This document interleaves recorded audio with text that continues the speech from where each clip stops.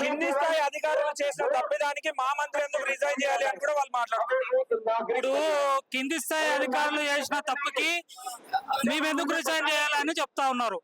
ఇప్పుడు నెహ్రూ గారు ప్రధానమంత్రి అయితే ఆయనను మించిన ప్రధానమంత్రిని నిన్ననో మొన్ననో బీజేపీ నాయకులు లేకుంటే మీడియా గానీ ఫ్రంట్ లైన్ మీడియా గానీ నెహ్రూ గారి కంటే గొప్ప నాయకుడు అని మోడీ గారు అని చెప్పుకుంటా ఉన్నారు.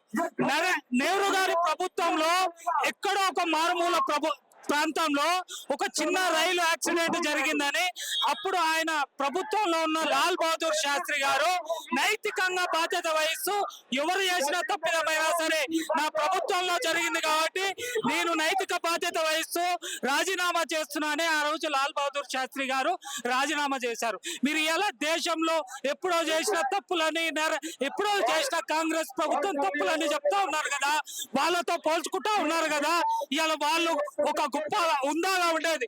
గతంలో ఏ ప్రభుత్వం అయినా సరే ఎక్కడ ఏ సంఘటన జరిగినా గానీ దానికి సంబంధించిన మంత్రులు లేకుంటే అధికారుల పైన ఎంక్వైరీ నిర్వహించి ఆ మంత్రులు కూడా బాధ్యత వహించి రాజీనామా చేసే పద్ధతి ఉండే.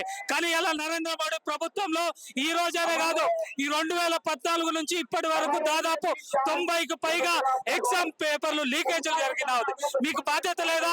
ఈ దేశం గురించి గొప్పగా చెప్తారు, ఈ దేశంలో యువత ఈ దేశానికి రక్షణ మేమే అని చెప్తా ఉన్నారు. ఇలా ఈ దేశంలో ఉన్న విద్యార్థులకు విద్య రక్షణ లేదు. వాళ్ళు ఒకే దేశం ఒకే ఎగ్జామ్ చెప్తున్నారు, ఒకే దేశం ఒక్కోటి అని చెప్తున్నారు. ఇవాళ వాళ్ళు పాటించే ఎక్కడ కూడా ఒక దేశం ఒక నినాదం అనేది ఎక్కడ పనిచేయట్లేదు. కేవలం వాళ్ళ స్వార్థపూరిత రాజకీయాల కోసం, వాళ్ళ అధికారం పబ్బం కట్టుకోవడం కోసం ఓ పక్కన మతం రంగు కొలిచి మతం వైపు మలుతా ఉన్నారు, ఒక పక్కన దేశభక్తి వైపు దేశభక్తి. ఇవన్నీ కూడా ఈ రోజు ఈ దేశంలో ఉన్న యువత గమనిస్తా ఉన్నది. ఈ దేశంలో ఉన్న యువతకు ఎక్కడ రక్షణ లేదని గమనిస్తా ఉన్నది. Bharatiya Janata party make in India అంటుంది. మేక్ ఇన్ ఇండియా కాదు, ఇది లీక్ ఇన్ ఇండియా ప్రభుత్వం అనేది మేమంటా ఉన్నాం.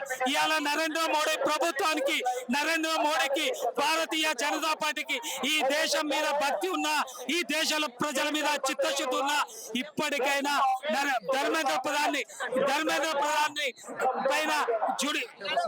ప్రధాన్ని బర్తరఫ్ చేయాలి, ఆయన పైన జ్యుడిషియల్ ఎంక్వైరీ నిర్వహించి ఆయన్ని అరెస్ట్ చేయాలనేది మేము డిమాండ్ చేస్తా ఉన్నాం. ఇప్పటికైనా ఈ ప్రభుత్వం బీజేపీ ప్రభుత్వం కళ్ళు తెరుచుకొని గత 2 సంవత్సరాల క్రితం 2024లో జరిగింది, ఏం చర్య తీసుకున్నారని మేము అడుగుతా ఉన్నాం.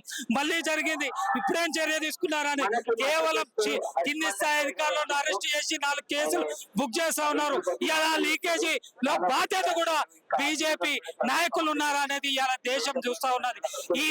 ఇప్పటికైనా ఆ ప్రభుత్వం ధర్మేంద్ర ప్రధాన్ గారు రాజీనామా చేయాలి, లేకుంటే నరేంద్ర మోడీ గారు బర్తరఫ్ చేయాలని మేము డిమాండ్ చేస్తాం.